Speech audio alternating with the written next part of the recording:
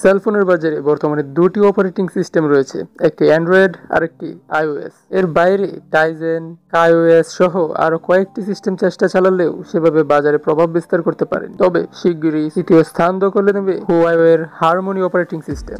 তো হ্যালো বন্ধুরা, কেমন আছেন আপনারা সবাই? রবিন আকুন্দ 360 চ্যানেলে আপনাদের সবাইকে স্বাগত। 2019 সালে আনুষ্ঠানিকভাবে হারমোনি অপারেটিং সিস্টেম বাজারে আনে huawei। সেই সময় থেকে চীনের বাজারে থাকা ডিভাইসগুলোই এই অপারেটিং সিস্টেম ব্যবহার করা হচ্ছে। সম্প্রতি তথ্য থেকে জানা যায় চীনের হারমোনি ওএস এর বাজার 8% ছাড়িয়েছে।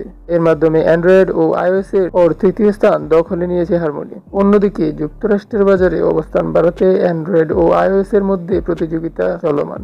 চলতি বছরে প্রথম প্রান্তিকে iOS সাময়িক সময়ের জন্য 52% বাজার শীর্ষে নিয়ে শীর্ষে উঠে আসে। এছাড়া ভারতের বাজারেও অ্যাপলের জনপ্রিয়তা প্রতিনিয়ত বাড়ছে। huawei টেক কোম্পানি লিমিটেড 2019 সালে হারমোনি অপারেটিং সিস্টেম তৈরি করেছে। গুগলের অ্যান্ড্রয়েড ও অ্যাপলের iOS এর সঙ্গে প্রতিযোগিতায় টিকে থাকার জন্য এটি বাজারে আনা হয়। huawei এর উপর মার্কিন নিষেধাজ্ঞা আরোপিত হওয়ার পর হারমোনি ওএস আরও এগিয়ে যায়। নিষেধাজ্ঞার কারণে কোম্পানিটি অ্যান্ড্রয়েড সহ যুক্তরাষ্ট্রে নির্মিত অন্যান্য সফটওয়্যার ব্যবহার সুযোগ হারায়। আর এরই মাধ্যমে চীনের বাজারে হারমোনির ব্যবহার ও জনপ্রিয়তা ক্রমাগত বাড়তে থাকে।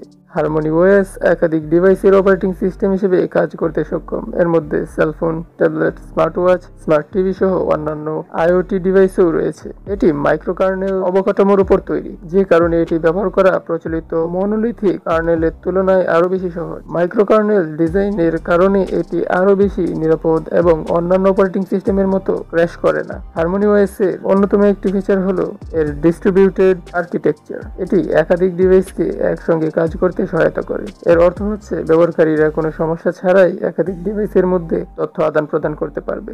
huawei এর অপারেটিং সিস্টেমটির আরেকটি ফিচার হচ্ছে এটি একাধিক প্রোগ্রামিং ভাষা বুঝতে সক্ষম। এর মধ্যে সি, জাভা, জাভাস্ক্রিপ্ট ও কটলিন রয়েছে। তো হারমোনি অপারেটিং সিস্টেম সম্পর্কে আপনার মতামত কি তা কমেন্ট করে জানিয়ে দিন। আর ভিডিওটি ভালো লাগলে একটি লাইক দিবেন, শেয়ার করবেন। আপনার বন্ধুদের মাঝে কোনো প্রকার প্রশ্ন থাকলে তাও কমেন্ট করে জানাতে পারেন। দেখা হবে পরবর্তী ভিডিওতে।